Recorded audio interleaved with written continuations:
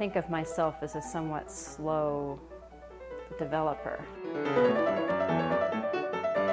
I think if I had had the kind of concert success that I'm having now in my 20s, I would not have been ready for it.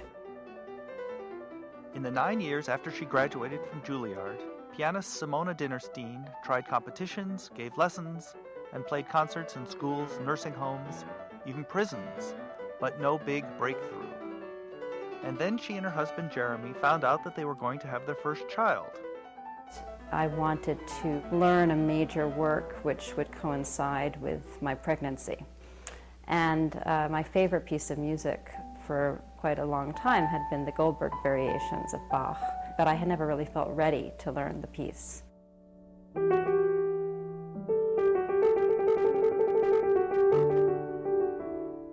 It's a kind of monument of keyboard music. There really is no other standard repertoire piece for piano like it. The other element of it is that it has a very legendary recorded history, starting with Wanda Landowska's recording of it, and then Glenn Gould's recordings of it, and Rosalind Turek. And so it's a kind of piece that you don't learn lightly.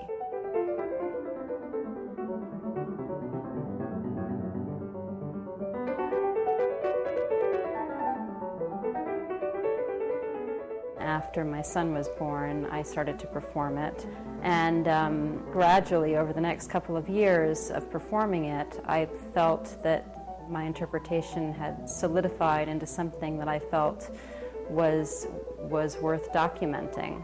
So on her own, she produced a CD. I think the first day I recorded for about 9 hours straight, and I was completely in the zone.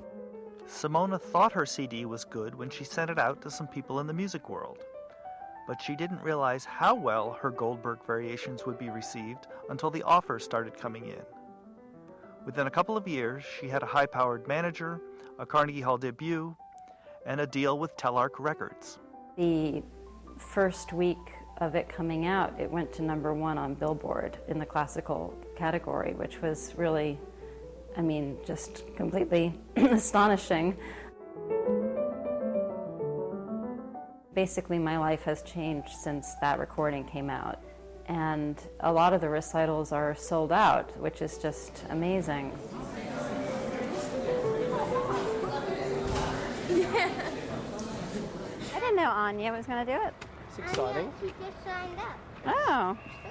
And then the two Henrys? No. Simone's husband, Jeremy Greensmith, teaches 5th grade at a public school in their Brooklyn neighborhood. We've now been married for about 15 years. We met in London. She'd come over to study with a piano teacher in London who was a really wonderful woman. And I was the lodger, I was the flatmate in the apartment she stayed in.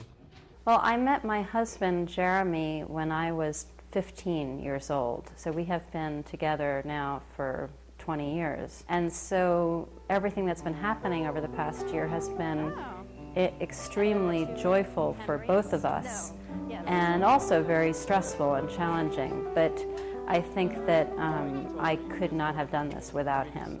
Benji. Yeah. I always hoped that she would enjoy this kind of success, but at the same time we had a very happy life too. And I always thought that the important thing for her was to get pleasure from playing music, and she has always done that.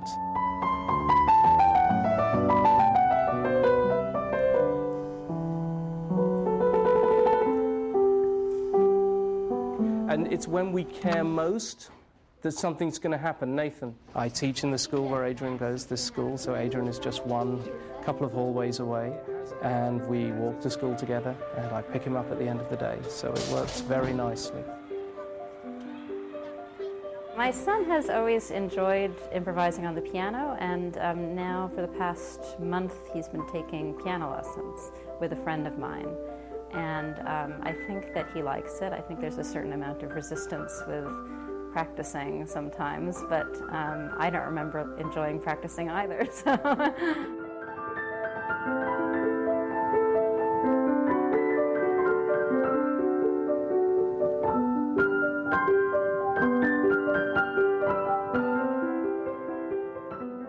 I started taking lessons when I was 7.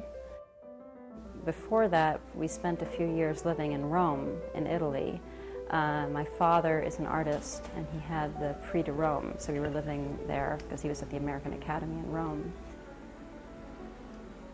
When we went to Rome, Simone was not quite 4, and she took a ballet class where the music was live. And there's a pianist who played Chopin during the lessons, and I loved the sound of the piano, and that's when I first asked for lessons. But we didn't have a piano there, and I was quite young. I was, I think, 4 or 5. And my father asked one of the composers at the Academy what he thought I should do, and the composer thought I should start with a recorder. And so I took private recorder lessons in Rome, and I think that that was actually a really great way to start to be exposed to music. And then when we came here to Brooklyn, when I was 7, my grandmother gave me her piano, and I started to take piano lessons. And I was really excited about it from the moment that I started.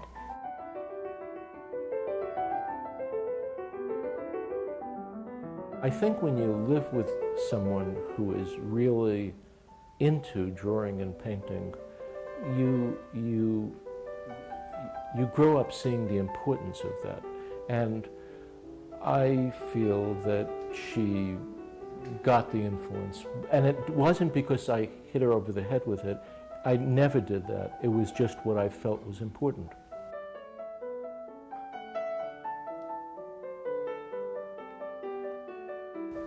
I think Simone believes in art, that art is important.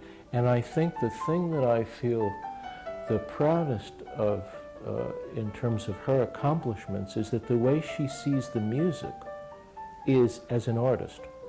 It's not really commercial.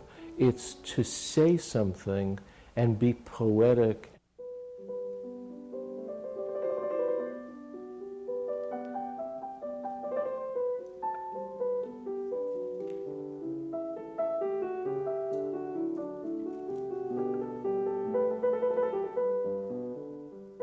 For a very long time, I thought of myself as a student, even when I'd finished studying.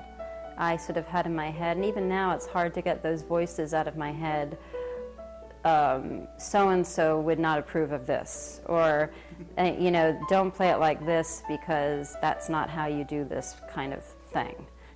And it's because of that, it's very hard to break off from your influences. But I would definitely say that one of the reasons why I saw those 3 days of recording the Goldberg Variations as being a kind of watershed for me was that in those 3 days, it was the first time that I was consciously aware of really following my own voice. And I would say that becoming a mother probably did play a role in that, because becoming a parent means taking responsibility for who you are.